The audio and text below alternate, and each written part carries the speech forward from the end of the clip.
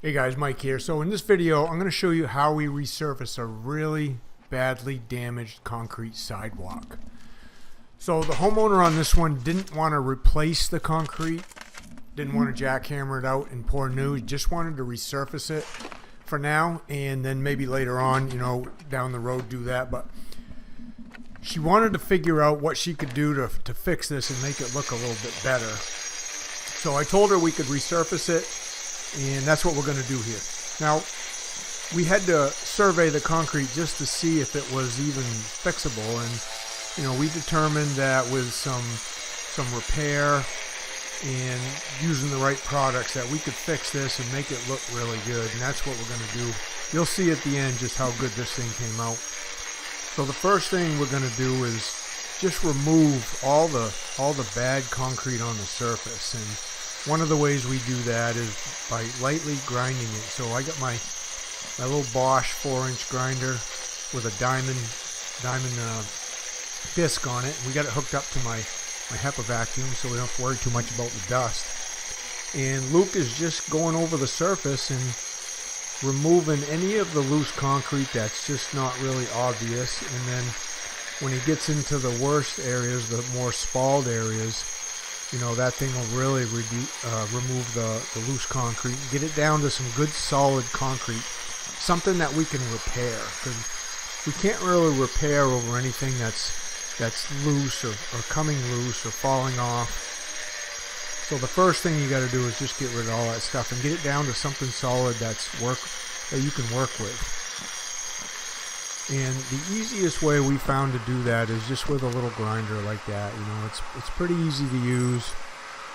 You can get a grinder, you could use a DeWalt, you could use a Metabo, you could use anything you can get your hands on. But the key is, you can see now he's getting into an area where he just wants to check and see if there's some really loose chunks that he needs to take off before he grinds over them. He'll just take a hammer and lightly tap them off and get rid of them, and then he'll grind right over that to remove them. But you could get a grinder like that at Home Depot or Lowe's. It could be a DeWalt, and they have the shrouds there. You can hook up to a vacuum. And you could just use a regular shop vac. If it's just something you're gonna do once or twice or something. But we do this a lot, so we get some pretty good tools that we use. So Luke's going to just finishing up grinding that whole surface, and then we can move on to the repairs. And we always like to do our repairs prior to the resurfacing and get the surface, at least looking pretty decent, pretty smooth before we use the resurfacing material. So it's a little bit of a process, and the first process part of it's always evaluating to see if it's even repairable. This one was borderline. And then the second is doing the prep. And the prep is really what makes the final outcome look the best. If you spend a lot of time on the prep and making sure you got that done right, then really, that makes the resurfacing part probably the easiest part of the whole project. We did this all in a day, so we're going to use some really fast drying resurfacing material, and there's all kinds of different resurfacers out there you can use. I'll show you what we're going to use here a little bit later on. But if you're under the gun for time, if you need to get something done fast, then you can use the same products we do. Because we do concrete work every single day, we have tons of jobs lined up. Sometimes we got to get in and out in a day so we can move on to the next job, and that's a lot of what our schedule is all about. So we don't want to hurry things and just to get it done. We want to make sure we do a really good job and do something that's going to last. But we got to use products that'll help us speed up our timeline sometimes too, and I'm going to show you guys just what we use here to do that. So Luke's getting that last piece finished up, and then we'll evaluate this again and see if there's any further grinding or chipping or hammering we got to do to remove any other pieces before we move on to the next step.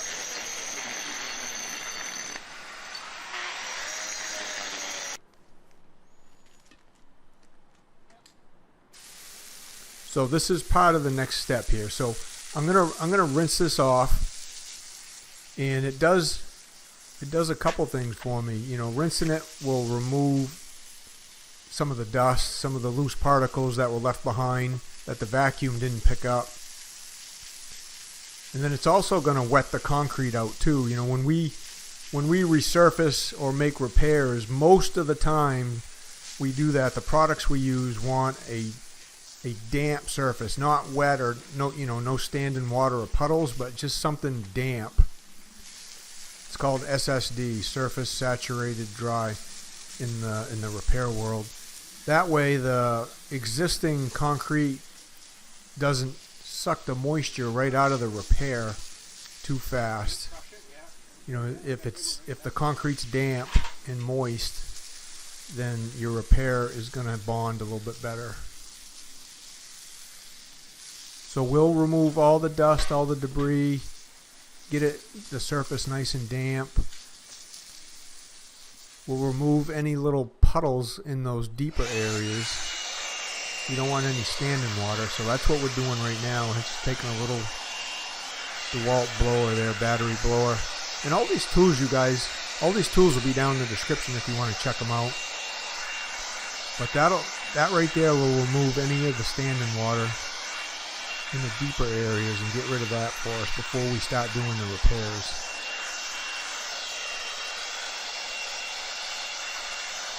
The repair material we use is gonna really fix all those spalls and chips and divots and pop outs.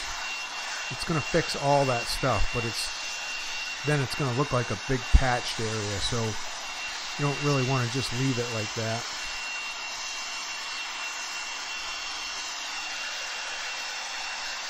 The repair material we're using also is very fine, so it kind of feathers out. It feathers out to almost nothing.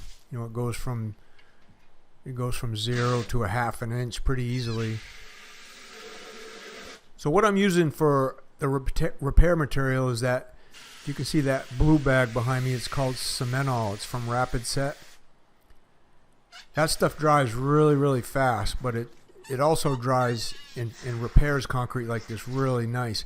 Now they do make a little tiny pack of what's called set retarder, and it slows the setting time down. And we are using a little bit of that today. So that comes in a little package, and you buy it right at the store that sells the repair material here. You know, I know Home Depot sells this stuff. So one of those little packs in a bag like that will give you a little bit more working time on something like this. Otherwise, if you don't use that pack, you're only going to have 2 to 3, maybe 4 or 5 minutes, depending on the temperature, of working time with this. And then if you put that pack in, it'll at least double that for you, so you'll have some more working time. You don't want to set up too fast on you and waste it. So this is about the consistency, about like pancake batter. We like to mix it too when we're doing repairs, and we'll just pour it right in there like Luke's doing right now. And then once he gets that poured in there, you can see I got a hand trowel there. I've also got like a drywall kind of trowel, and I'm just gonna move that stuff around and start doing the repairs and filling in all the low spots and any of the bad spots. We're gonna fill it right in. This stuff moves around really nice. What I don't want to do is I don't want to get the repair material too low in the repaired area. You know, we don't want to have to go over it again. If anything, I want to leave it just a tiny bit high if I have to. I could always regrind it really lightly if it's too high. You know, I'm pretty used to doing this, so I'm going to get it troweled really close, if not perfect, because I've done it so much. But if this is the first time you're doing it, you know, definitely don't leave the stuff low. Leave it a tiny bit high, and then once it dries, you could always go back over it again with a grinder real quick if you need to lower it just a little bit, if you feel like there's a little hump in there. You can see how nice that stuff kind of trowels out. And you're just going to fill in all those little low areas. You're not going to, don't try to be too perfect with it. Get it close. And like I said, then move on. And don't mix the whole bag at one time either. You can see we probably only mixed half the bag at once. And we're really experienced, so half a bag at a time is enough. So we got the worst of it first, and now we're going around and doing all the smaller areas. And there'll be two of us, once we get it dumped out, kind of troweling this stuff around and getting it, all the little areas filled in. If it's just you yourself, you can even mix a little bit smaller batches and do little bits and pieces at a time. Take your time.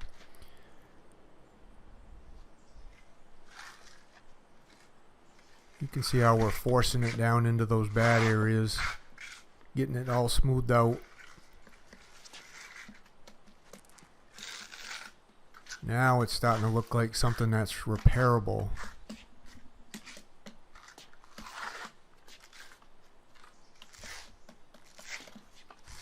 This concrete was about 30 years old, so it's been there for a while, and it gets salted quite a bit in the winter, so it has a lot of freezing and thawing cycles, and that's a big part of what led to all that damage.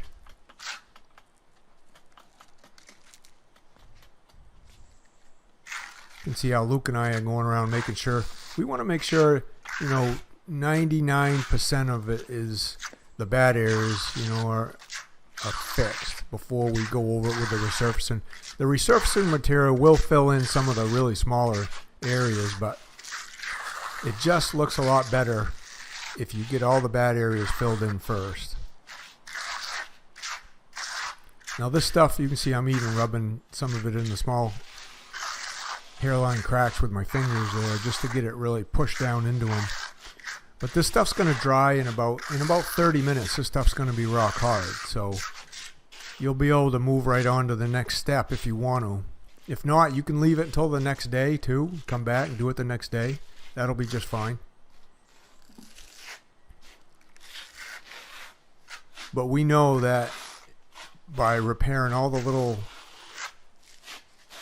chipped areas, the divots, the little cracks, that the end product's going to end up looking a lot better. So what I'm doing now is I'm just taking a little brush and I'm even feathering it out a little bit more and giving the patch a little bit of texture too. And that's what that brush is going to do, is on those edges of those patches, it's really going to fill in really nice and smooth that right out.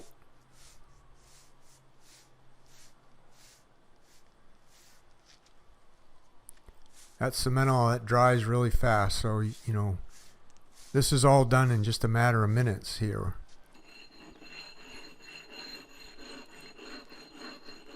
So now what we're doing, we've given this about 30 or 40 minutes, and Luke's just going over it with a rubbing stone and taking off any little high areas. You can see how that stuff dried up kind of like white almost. So he's going to buzz off any of the trowel marks or burrs or anything that's a little bit rough that we don't want showing through in the finished material. He'll just lightly go over it.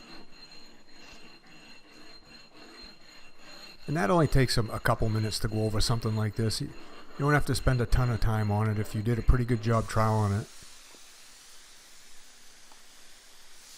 So now what I'm doing is I'm wetting the surface again to get the concrete damp. And I'm also rinsing off any of the little dust that Luke made with that rubbing stone, so I'm cleaning it also. We want the surface damp again before we go over it with the resurfacing material. So we'll just soak it down really good. And again, that's going to keep the resurfacing material from drying out too fast.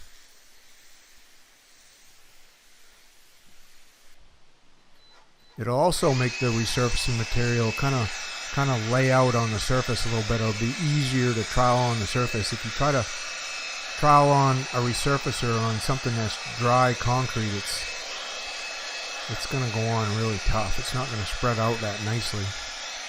Now Luke's just, again, removing any standing water, any puddles. And we just want the surface damp. Some of that water is going to soak into that concrete. So here we are. We're using, again, rapid set product, and we're using the Mortar mix. And the Mortar mix, compared to that blue bag, the Mortar mix has a little bit more aggregate in it, like fine sand in it.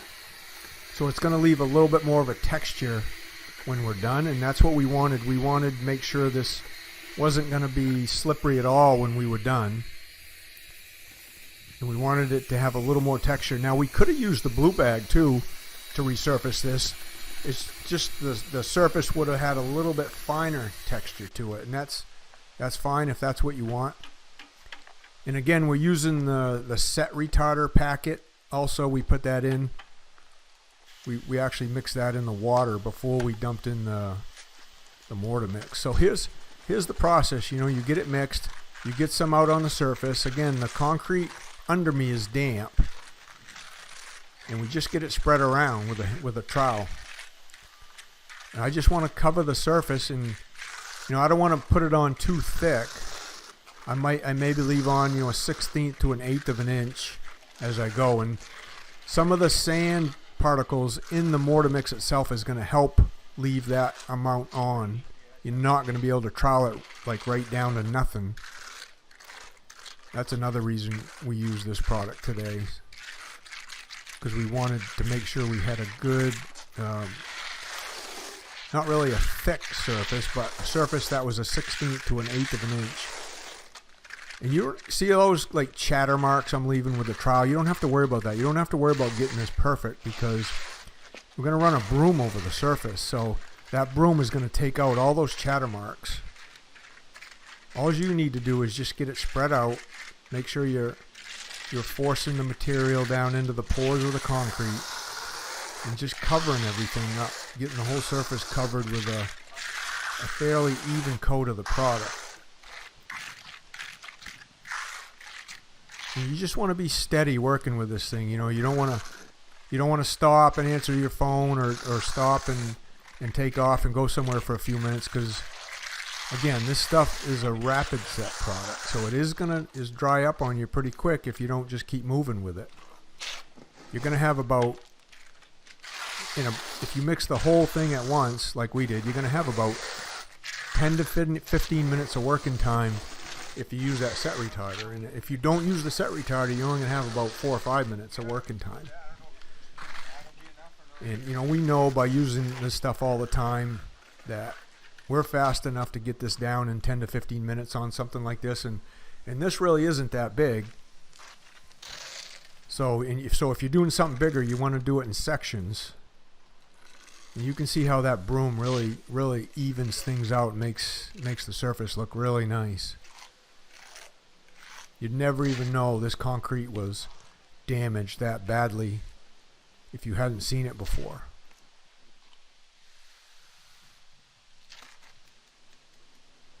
See how that broom is kind of pulling back the excess. So all you need to do with that trowel is just get it troweled down fairly evenly, and the broom is going to do the rest. You can see Luke's just touching up that edge. We wanted to make sure we didn't get any material on the existing pool patio. And I'm just going to keep working my way down the walkway.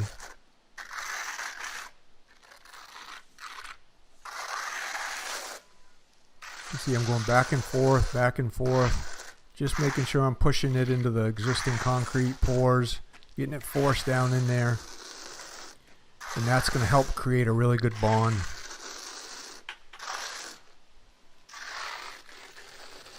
One thing about the Mortar mix, it has a little bit more of a brown kind of look to it than the blue bag does. The blue bag has more of a whitish finish to it when it dries.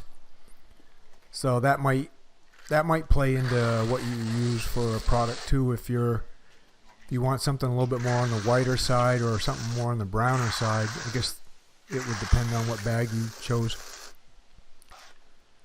We're going to end up doing something special to the surface of this when we're done, so I'll tell you about that right at the end, so you can check that out after.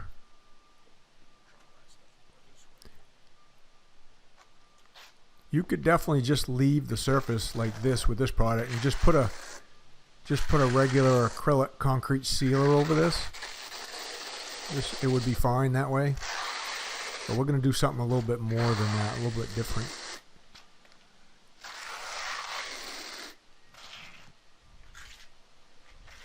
You can see how that concrete behind me, it's still damp. You know, if it starts to dry out on you, just keep lightly wetting it behind you and make sure the concrete stays damp behind you. This stuff's going to trial on a lot easier. It's a little bit of a process. You can see how long it's taken me to get down there, making sure that everything's spread out really nice. I don't really want to run it over the edge too much and make a mess, so I'm just taking my time. Now, if I was by myself, I'd be hustling a little bit faster than this, but luckily I got, you know, Luke to run the broom, and Darren's behind me. He's doing the mixing and making sure I got enough product, making sure the concrete stays damp behind me.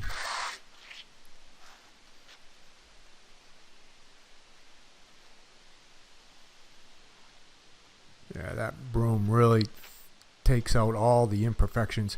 Luke's kind of, after he gets a section broomed, he's kind of cleaning off the broom too a little bit, just to make sure the resurfacer doesn't get built up in the bristles of the broom.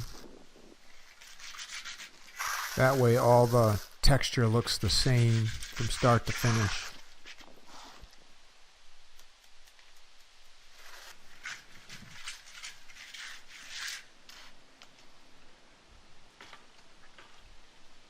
There, I'm getting down towards the end now. I'm going to work my way right out that gate. That goes out to the driveway. Luke's going to come over here and just finish brooming that section for me, and then I can finish up that last piece.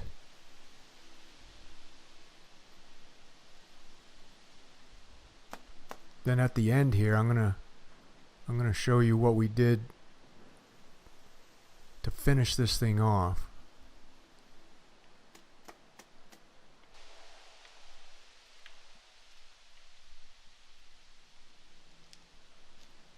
Yeah, so only put as much on as you think you'll need. You know, you don't want to have to be scraping this off and putting it back in the bucket if you don't need to. That, especially if you're working next to a driveway like we are, that could make a little bit of a mess. So just a little bit at a time. A little bit goes a long way with this stuff.